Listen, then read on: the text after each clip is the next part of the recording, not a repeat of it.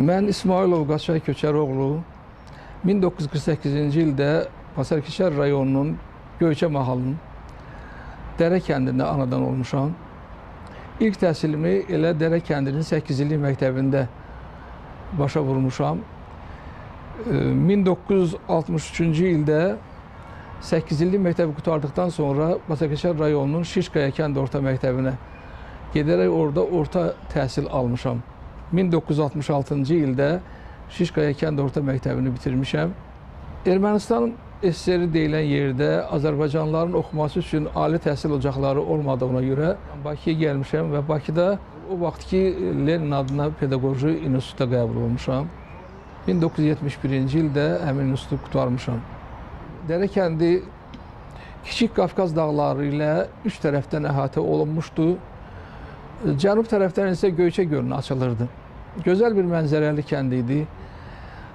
Kənd dağların ətəyində yerləşirdi. Ona görə də dağlarda olan bulaqların, qar sularının və çayların əmələ gətirdiyi, bulaqların əmələ gətirdiyi Dərə çayı kəndi iki yerə bölürdü.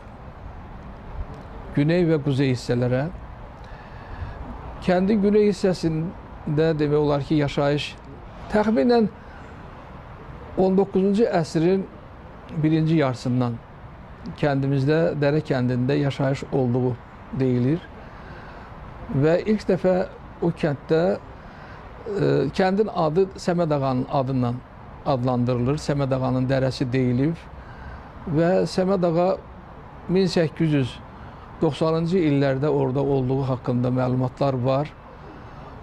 Səməd Ağanın, Dərə kəndi Səməd Ağanın heyvanlarının yaylaq qışlaq yeri olub və onun ətrafına özünə yaxın olan adamlar ilk dəfə toplanıb və onun təsərrüfatını idarə eləmək məqsədindən gəliblər və onların içərisində birinci Namaz kişinin adı deyilir. Öz ailəsindən gəlib, onun iki oğlu olub, Kərim və Kərəm.